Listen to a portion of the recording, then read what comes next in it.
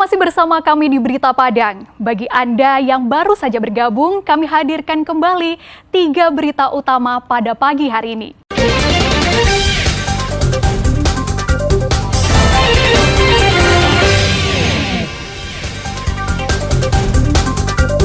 Penadah ditangkap polisi di Padang saat mengonsumsi narkoba. Curi telepon genggam tetangga untuk beli narkoba, seorang pemuda di Padang ditangkap polisi. Warga Padang datangi Rumah Sakit Angkatan Laut untuk dapatkan pengobatan dan sembako gratis.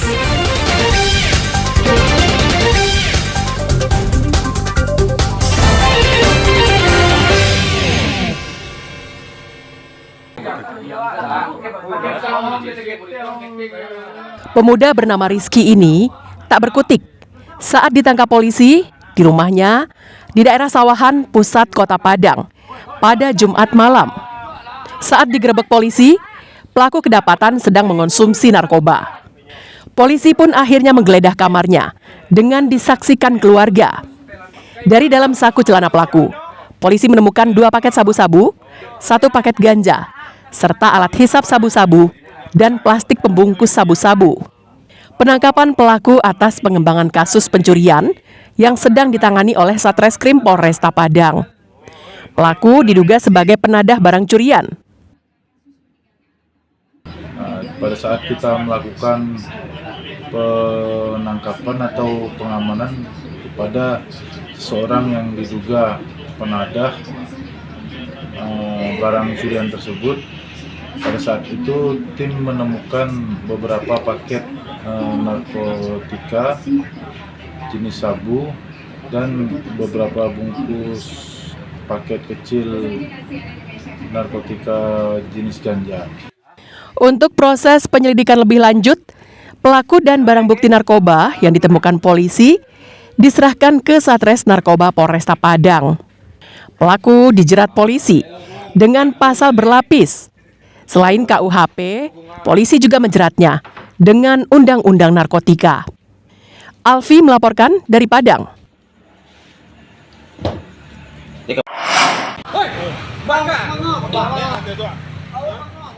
Ghazali alias Keling ini tak bisa berkutik saat ditangkap Satreskrim Polresta Padang di pinggir jalan di daerah Mata Air, Pusat Kota Padang pada Jumat malam. Pemuda ini berontak dan tak mau dibawa petugas. Meski tak mengakui perbuatannya, Ghazali tetap dibawa polisi ke Polresta Padang. Setelah diinterogasi, akhirnya Ghazali mengakui perbuatannya telah mencuri telepon genggam milik tetangganya untuk membeli narkoba. Selain pelaku, polisi ikut menyita barang bukti sebuah telepon genggam yang telah dijualnya kepada penadah. Modus pelaku sendiri melakukan pencurian di malam hari saat pemilik rumah telah tertidur. Pelaku mencongkel jendela rumah tetangganya dan masuk ke dalam rumah untuk mencuri barang berharga yang ditemuinya. Jadi kebetulan untuk korban masih seputaran tempat tinggal tersangka. Jadi yang bersangkutan memang hafal untuk situasi, kondisi, keadaan sekitar tempat tinggal korbannya. Jadi menunggu waktu jam-jam kecil korban terlelap, yang bersangkutan melancarkan aksinya dengan cara mengepak rumah dan mengambil barang-barang berharga. Pelaku masih diperiksa polisi secara intensif di Mapolresta Padang. Telepon genggam yang dicurinya dijadikan polisi sebagai barang bukti.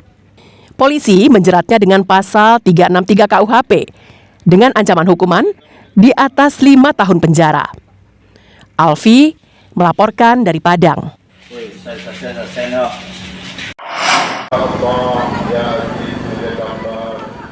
Pangkalan Utama TNI Angkatan Laut 2 Padang melakukan syukuran dan pengobatan gratis atas selesainya pembangunan Rumah Sakit Angkatan Laut Dr. Tarmizi Taher yang berada di Jalan Sultan Syahrir, Bukit Putus, pinggiran Kota Padang pada Jumat pekan lalu.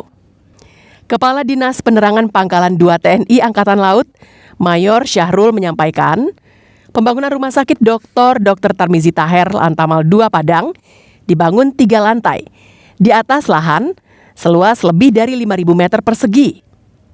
Rumah sakit baru ini dilengkapi berbagai fasilitas standar, seperti ruang isolasi, ruang operasi, ICU, rekam medik, dan beberapa ruang lainnya yang dilengkapi dengan fasilitas pendukung. Keberadaan rumah sakit ini tidak hanya menerima pasien dari keluarga besar prajurit Angkatan Laut, namun juga menerima masyarakat umum. Dengan adanya rumah sakit ini, tentu kita berharap terutama prajurit masyarakat Sumatera Barat khusus Kota Padang dapat terlayani dengan baik.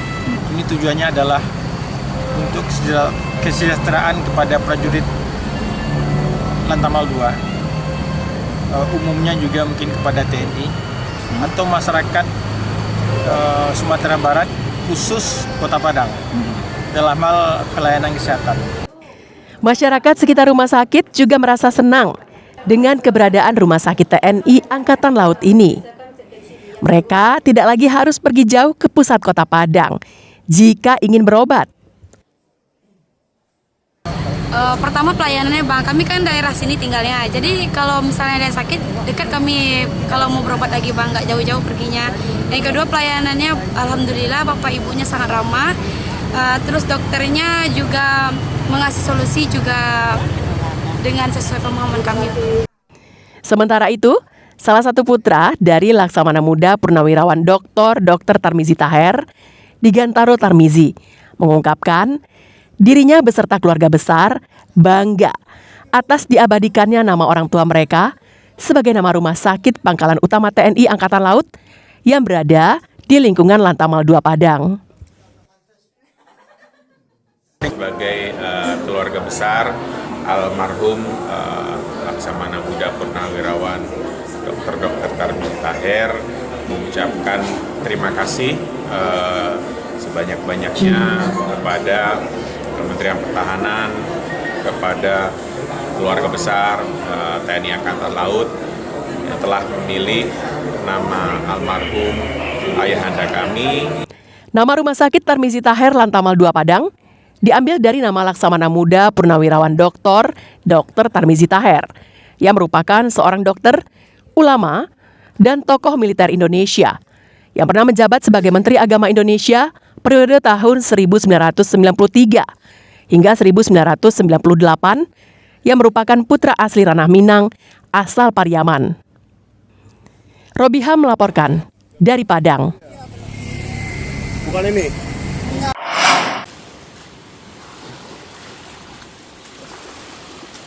Sabtu pagi pekan lalu, tim SAR gabungan dibantu masyarakat melanjutkan pencarian terhadap seorang nelayan yang hilang pada Sabtu Minggu pekan lalu di perairan Muara Anai, Padang, Pariaman. Upaya pencarian Wino yang berusia 32 tahun hingga Sabtu sore belum membuahkan hasil. Upaya pencarian telah diperluas tim SAR gabungan dengan menyisiri kawasan Padang hingga Padang Pariaman, serta pulau-pulau kecil yang berada di sekitar lokasi kejadian. 3 nelayan mengalami kecelakaan kapal karena dihantam gelombang tinggi saat melaut. 1 selamat, sedangkan 1 lainnya dinyatakan meninggal.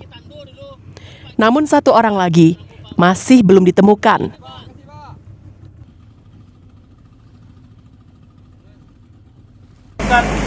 Pencarian dari hari pertama sampai hari ini, hari ke-7 adalah penyisiran sepanjang pantai mulai dari lokasi kejadian yaitu di Muara Anai sampai ke Poltekpel Pantai Tiram Pariaman, dan kemudian dilanjutkan pencarian dari Muara Anai sampai ke Pantai Padang. Hasilnya masih nihil, dan hasil dari evaluasi tersebut dan hasil dari debriefing tersebut bahwasanya hari ini resmi kita tutup. Setelah melakukan pencarian hingga hari ke-7, tim SAR gabungan menyatakan pencarian ditutup. Penutupan ini berdasarkan SOP yang telah ditetapkan bahwa pencarian korban hilang di laut hanya berlangsung selama 7 hari. Namun demikian, tim SAR akan kembali melakukan operasi pencarian jika ada tanda-tanda atau laporan masyarakat mengenai keberadaan korban. Alfi melaporkan dari Padang. Kami minta maaf sebesar-besarnya